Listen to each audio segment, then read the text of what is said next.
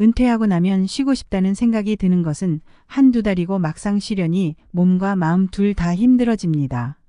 내가 벌써 이 나이에 일을 못한다는 생각을 하니 괜시리 서글퍼집니다.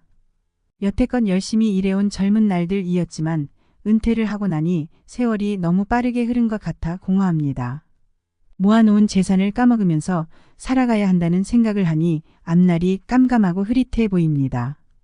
젊은 날 열심히 모아놓는다고 해서 모았지만 막상 퇴직을 하고 나니 모은 돈이 얼마 되지 않는 것 같아 우울해집니다. 대한민국이 고령화 사회에 진입하면서부터 은퇴 후 일을 안 해도 되는 시대는 지났습니다. 자식들에게 기대고 싶지 않아 노년층들은 계속 일을 하고 싶어 합니다. 하지만 비단 금전적인 이유만 있는 것은 아닙니다. 은퇴 후 자존감 하락과 공허함 우울 등이 찾아오기 마련인데 시니어 취업은 이를 해소해주는 가장 큰 역할을 하게 되는데요. 오늘은 이런 모든 것을 해결해 줄 수 있는 노후에 하기 좋은 자격증에 대해 소개해 드리겠습니다. 안녕하세요. 행복한 노후입니다. 영상을 시청하시기 전 구독, 좋아요, 알림 설정 부탁드립니다. 50대, 60대 분들에게 첫 번째로 추천드리는 자격증은 바로 건축도장 기능사입니다. 건축도장 기능사는 건축물을 보호하기 위해 건물 내외부를 페인트 등으로 도색하는 작업으로 중장년 여성분들도 하실 수 있을 만큼 건설업종에서는 작업 난이도가 무난한 편입니다. 그래서인지 50대 이상 여성의 취득률이 2위로 선정될 만큼 시니어들이 선호하는 자격증입니다. 그렇다면 건축도장 기능사가 되려면 어떻게 해야 할까요? 건축도장 기능사는 필기는 없고 실기시험만 진행됩니다. 응시 자격에는 제한이 없으며 시험 일정은 1년에 총 4번이 있습니다. 실기 100점 만점에 60점 이상 취득 시 합격인데 합격률은 약 60% 가까운 합격률로 높은 편에 속합니다. 준비만 꼼꼼히 하시면 한 번에 무난히 붙을 수 있는 자격증입니다. 실기의 경우 실제 재료를 가지고 도장 연습을 하는 것이 무엇보다 중요합니다. 유튜브 등으로 독학하여 준비하시는 분들도 있습니다만 학습 여건상 학원에서 공부하시는 것이 훨씬 많은 도움을 받을 수 있습니다. 그런데 생각보다 많이 드는 비용에 망설이게 될 수도 있는데요. 그럴 땐 학원 비용의 부담을 줄일 수 있는 국민 내일 배움 카드를 활용하시면 됩니다. 은퇴 후 새로운 인생을 준비하는 분들에게 아주 큰 도움이 되는 자격증 지원 사업입니다. 건축도장 기능사 자격을 취득하면 도장공으로 취업하는 것이 일반적입니다. 앞으로의 취업 전망은 우리나라의 건축물 경우 노후화가 심한 상태이기 때문에 수요는 오히려 점점 높아지고 있습니다. 인테리어 업체로 취업할 경우 기업과 경력 지역에 따라 다르지만 월 200에서 300만 원 정도이고 건설 현장에서 일할 때의 일당은 보통 15만 원에서 25만 원 수준으로 알려져 있습니다. 요즘에는 예전과 달리 건축물뿐만 아니라 금속 목재 등 도장 범위가 넓어지고 있어 전망 또한 좋은 편에 속합니다. 또 도장공 연령이 높고 젊은이들은 직업으로서 진입을 꺼리고 있는 실정이기 때문에 중장년 이상의 인력 수요는 서서히 증가할 전망입니다. 두 번째로 추천드리는 자격증은 바로 한식조리 기능사입니다. 한식조리 기능사 자격증은 매년 꾸준히 높은 응시율로 여성 중장년층의 인기를 유지하는 자격증인데요. 살림 경험을 바탕으로 요리에 자신 있으신 분들이 가장 선호하는 자격증입니다.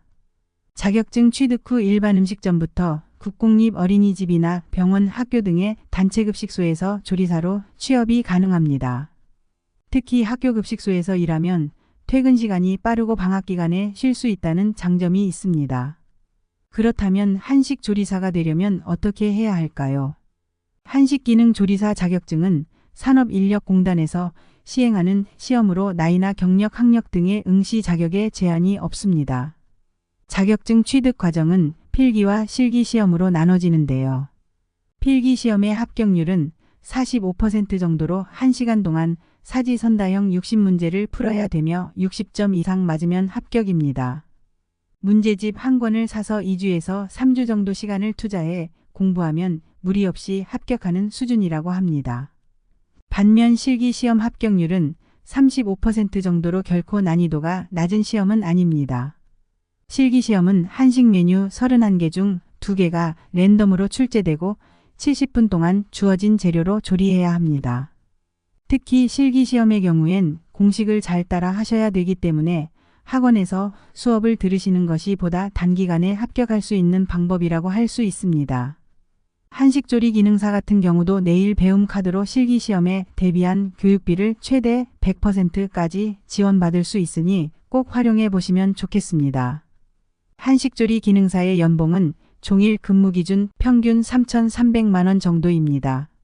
대부분의 어린이집이나 단체급식소 같은 경우엔 종일 근무가 아닌 파트타임을 선호하는 경우도 많습니다.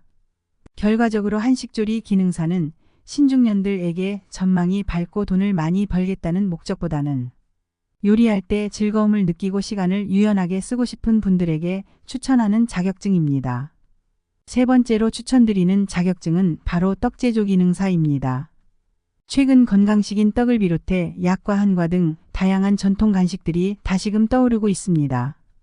떡이 줄어든 쌀 소비량을 끌어올리고 있을 만큼 전통 디저트를 찾는 소비자 수는 꾸준히 증가하고 있는 추세인데요.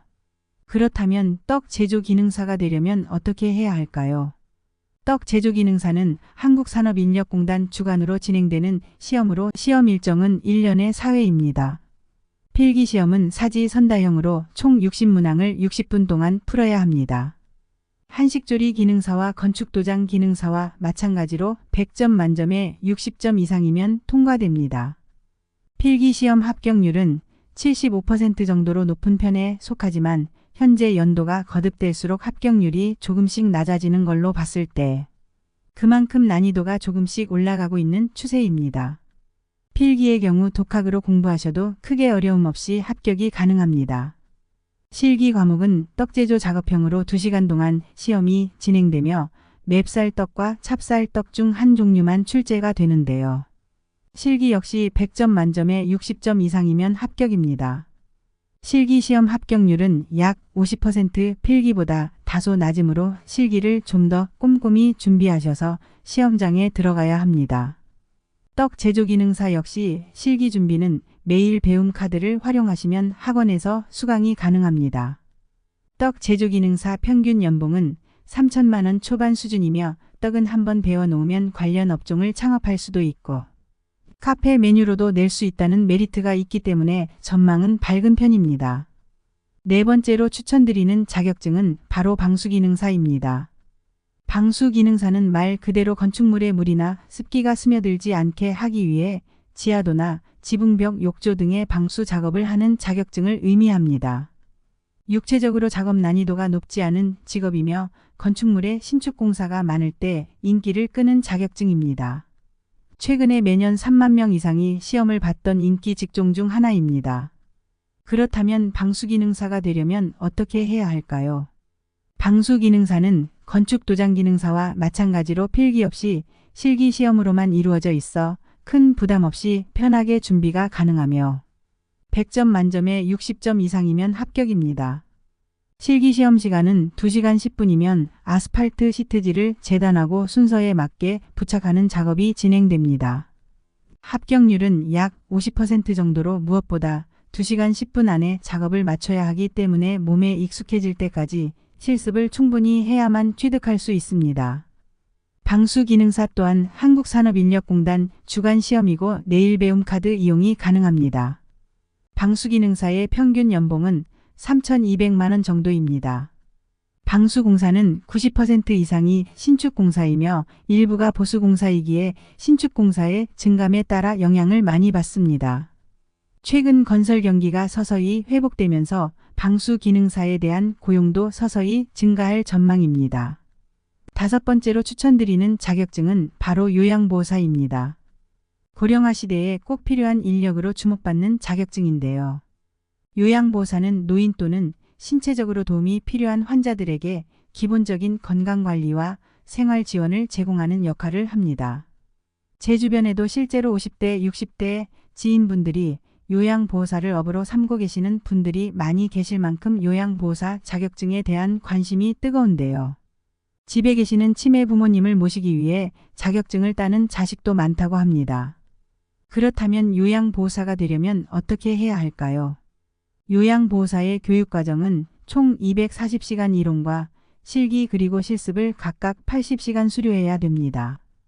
필기시험과 실기시험 각각 만점에 60% 이상 득점 시 합격할 수 있습니다. 하지만 2024년부터는 이론 240시간 실기 80시간으로 기존 교육이수 시간에서 80시간이 더 늘어날 예정입니다. 자격증을 취득한 요양보호사는 흔히 양로원이나 취약한 보호센터에서 일할 수 있게 되는데요. 또 제가 서비스라고 해서 집으로 직접 방문해 가사 지원과 신체 수발 서비스 등을 담당하기도 합니다. 치매 어르신들을 주로 돌보는 일이라 돌발 상황도 많이 생기는 고충도 있지만 단순한 돈벌이 이상의 보람이 있다고 하시는 분들도 많습니다. 근무지에 따라 일의 강도나 형태는 다르지만 요양보호사 대부분은 사회에 도움이 되는 일을 하고 있다는 사명감으로 일하고 계시지 않을까 생각합니다. 계속되는 고령화와 요양시설로 인해 전망은 제일 밝은 자격증 중 하나입니다. 오늘은 이렇게 50대 60대에도 일할 수 있는 자격증에 대해 소개해드렸습니다. 일자리를 구하지 못하는 것은 나이 때문만이 아닙니다. 쉬운 일만 찾거나 이미 지나버린 자신의 전성기만 생각하고 눈높이를 낮춰 일자리를 구하지 않기 때문인 경우가 더 많습니다.